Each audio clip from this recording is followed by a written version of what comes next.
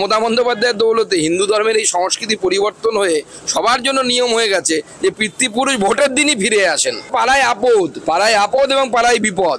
চোরেরা পাড়ায় যাবে, তৃণমূলের নেতারা পাড়ায় যাবে, তার থেকে দূরে থাকুন, বেঁচে থাকুন। নাচানাচি আমরা যে গান চালিয়ে চালাচ্ছে না, সেই গানের বক্সের তারটা কেটে দেবো, দেখবেন গানও বন্ধ, নাচানাচিও বন্ধ।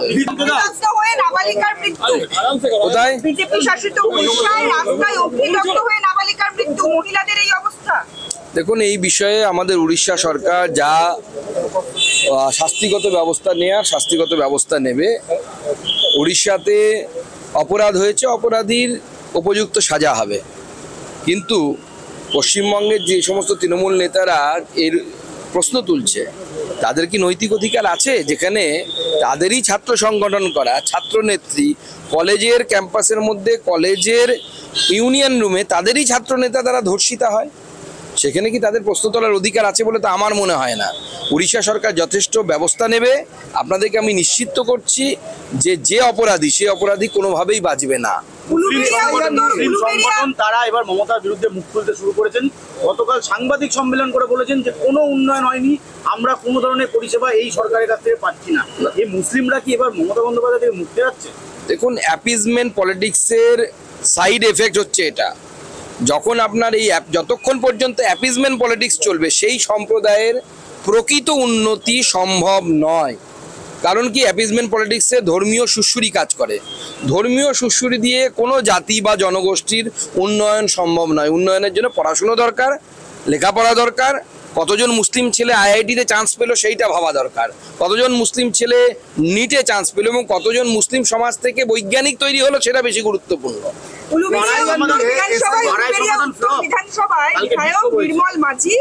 তার বিধানসভাতেই 39 জন মৃত ভোটার। গোটা বাংলার কি অবস্থা হবে তাহলে? গোটা বাংলায় মৃত ভোটারে ভর্তি। তো মমতা বন্দ্যোপাধ্যায় ওই জন্য তো লাফাচ্ছেন, কারণ এটার এই যে মৃত ভোটার, এই যে লিস্ট বেরোচ্ছে, এই নামগুলো যদি বাদ চলে যায়, মমতা বন্দ্যোপাধ্যায় তো নিরন্ন হবেন। নিরন্ন ইন দ্য সেন্স যে তার লোকেরা এই ভোটগুলোকে ফেলে দেয়, প্রতি বছর ছাপ্পা দেয়। সবার বাবা মা যারা মারা গেছেন তারা ভোটের সময় ফেরত আছে পশ্চিমবঙ্গে। আমরা মনে করি যে মহালয়ার দিন পিতৃ তর্পণ করতে হয়, পূর্বপুরুষ সেই সময় নাকি ফিরে আসে স্বর্গ থেকে জল নেবার জন্য। কিন্তু দেখতে পাচ্ছি মমতা বন্দ্যোপাধ্যায়ের দৌলতে হিন্দু ধর্মের এই সংস্কৃতি পরিবর্তন হয়ে সবার জন্য নিয়ম হয়ে গেছে যে পিতৃপুরুষ ভোটের দিনই ফিরে আসেন। তাদের সবাই ভোট দিতে, সবাই স্বর্গ থেকে নেমে বা জন্নত থেকে নেমে ভারতবর্ষে মাটিতে চলে আসেন, পশ্চিমবঙ্গের মাটিতে চলে আসেন ভোট দেওয়ার জন্য।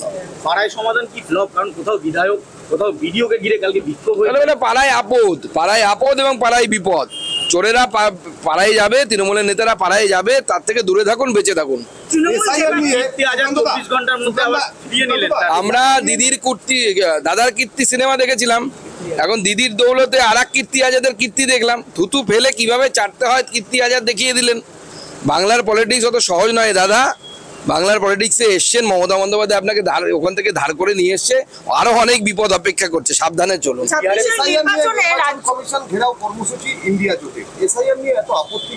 দেখুন, এসআইআর তো এর আগে প্রতি নির্দিষ্ট সময় অন্তর অন্তর হয়েছে। আমি যেটা বারবার বলছি, 2002-03 পশ্চিমবঙ্গে এসআইআর হয়েছে এবং তার ফলে 20 লক্ষ মানুষের নাম তখন ভোটার লিস্ট থেকে বাদ গেছিল। এরকম নাচন কোদন তো আমরা দেখিনি। হঠাৎ এখন নাচন কোদন শুরু হয়ে গেছে, যে যার মতো নাচছে। 26-এর নির্বাচনের আগে মমতা বন্দ্যোপাধ্যায় শাসক দল যেভাবে ভাষা আন্দোলন, এসআইআর নিয়ে আন্দোলনে নামছে, বিজেপি তার পাল্টা কি? সব আন্দোলন ফ্লপ হবে। আমি আপনাদের মাধ্যমে বাংলার মানুষকে আশ্বস্ত করতে চাই, বাংলার যারা নাগরিক, ভারতের যারা নাগরিক, তাদের ভোটার লিস্ট থেকে নাম বাদ যাবে না। বাংলাদেশ থেকে যে সমস্ত উদ্বাস্তু এসেছেন হিন্দু, তাদের নামও ভোটার লিস্টে থাকবে। সিএতে অ্যাপ্লাই করুন, সিএ এর মাধ্যমে নাগরিকত্ব নিন। প্রয়োজনে ভারতীয় জনতা পার্টি আপনাদের সিএতে ফর্ম ফিল আপে সাহায্য করবে। বিজেপি আগামী দিনে স্ট্র্যাটেজি ঘোষণা করবে। আমরা অলরেডি ভাবনা চিন্তা করছি। তৃণমূল কংগ্রেসের এই যে লাফালাফি নাচানাচি, এই লাফালাফি নাচানাচি আমরা যে গান চালিয়ে চালাচ্ছে না, সেই গানের বক্সের তারটা কেটে দেবো, দেখবেন গানও বন্ধ, নাচানাচিও বন্ধ। দেখুন, সরকারই দুলছে, রাস্তায় তো আপনি দুলবেনই। সরকারই এখন দোদুল্যমান, কোথায় যাবে, কার ঘাড়ে পড়বে কেউ বুঝতে পারছে না। সবাই এখন দুলছে। ভোটটা আসতে দিন না, দেখবেন নাগরদোলা কোথা থেকে কোথায় যায়। গতকাল উত্তর দমদমে একটি 5 মাসের শিশু জলে পড়ে মৃত্যু হয়েছে তার। হাসপাতালও জলে ভাসছে। 2 বছর আগে ওই কাছাকাছি এলাকাতেই অগ্নিদগ্ধ হয়ে জলের জন্যই বিদ্যুৎ পৃষ্ঠ হয়ে ছাত্রছাত্রী মারা গেছে। বারবার হচ্ছে, এই অপদার্থদেরকে ভোট দিলে পরে এরকমই হবে। আপনি লক্ষ্মীর ভান্ডার নেবেন আর আপনার ঘরের মেয়ে সুরক্ষিত থাকবে না, আপনার ঘরের বাচ্চা সুরক্ষিত থাকবে না, তাহলে জলে ডুবে মারা যাবে। শেষ করো। 26 নির্বাচনের আগে আপনারা একসাথে সব একসাথে ভোটকে বেশি জোর দিচ্ছেন। সব বিষয়ে জোর আছে একসাথে। আপনি টুইট করেছেন, একটা ভিডিও দিয়েছেন টুইটে, সেখানে দেখা যায় রাজ্যে একাধিক মন্ত্রী বন্যা পরিস্থিতি দেখতে গেছে কিন্তু খাওয়া দাওয়া করছেন ওখানে। এই তো মালদার ঘটনা, মালদায় আমরা উল্লেখ করেছি, সেখানে বন্যা পরিস্থিতি দেখতে গিয়ে মোচ্ছাপ হচ্ছে। তো স্বাভাবিক, খেয়ে অভ্যেস, বালি খায়, ইট খায়, পাথর খায়, সারাদিন তো খেয়েই কাটায় তৃণমূলের নেতা মন্ত্রীরা। তো স্বাভাবিক যেখানে যাবে সেখানে খাবে। চলো।